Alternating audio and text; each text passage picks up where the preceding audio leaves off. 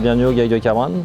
On est situé dans le centre Finistère, sur la commune de Plonévé-du-Fou, entre Carhaix et Châteaulin. Moi c'est Fred Lemoigne, je me suis installé au 1er avril 2005 après mes études au Nivot. Et à l'heure d'aujourd'hui, on est tous les deux associés, ma femme et moi, avec à peu près 1 750 000 litres de lait et 210 hectares. Bonjour, Stéphane Lebrise, technico-commercial pour Evenagri sur le secteur de Plonévé-du-Fou, partenaire du GAEC de Cabrane depuis maintenant 5 ans. Je fais ce métier-là depuis une vingtaine d'années, donc en suivi culturel essentiellement, voilà, auprès d'éleveurs. À peu près 86 hectares de maïs, on a 35 hectares de céréales et le reste en herbe. On a un troupeau de entre 180 et 190 vaches. Parler des OAD et puis outils de précision, je pense qu'on va de plus en plus vers là. Les entrepreneurs s'équipent de plus en plus. Je sais qu'il y a des OAD pour les fongis sur les céréales, pour les traitements, pour les mildious. Donc après, si ça permet d'économiser un passage, c'est ça de plus dans la poche et puis c'est ça en moins pour l'environnement aussi, quoi.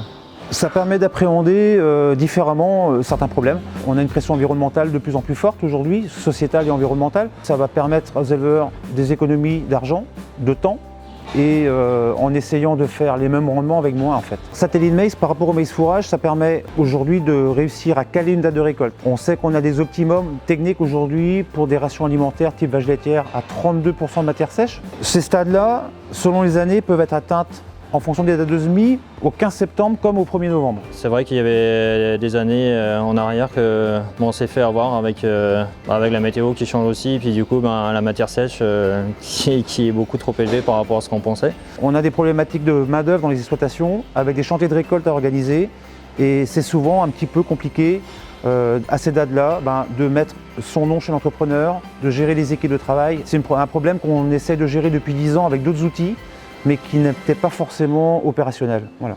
Alors pour l'utilisation de satellite maïs, on a créé notre compte sur le site. Ensuite, à partir d'août, le satellite est passé sur la parcelle. Du coup, semaine à semaine, on voit l'évolution du maïs. Ça a permis de nous faire un choix sur la date de récolte. Quand j'ai présenté le dossier, on répondait à une problématique, à une demande forte qui est historique. C'est-à-dire que tous les ans, au mois d'août-septembre, on faisait des visites d'essai maïs. Les infralyseurs étaient là. Et quand les échantillons étaient déposés dans les parcelles, il y avait souvent une remise en cause du résultat visuel à la parcelle. L'avantage de Satellite Maïs aujourd'hui, c'est que sur une parcelle de 4 hectares par exemple, on aura les zones à 25-27 de matière sèche comme les zones à 34. Et ça permet de mixer sur toute la parcelle en fait le résultat, la fiabilité du résultat. Ce que j'ai permis de gagner avec Satellite Maïs, c'est vrai que j'étais peut-être un peu plus serein pour poser la date d'ensilage. En fin de cycle, le maïs il évolue tellement vite qu'on n'a pas eu le temps de réagir. Des fois ça cavale et on dépasse la maturité du maïs, quoi. On joue une année d'alimentation sur 3 semaines de date de récolte, quoi.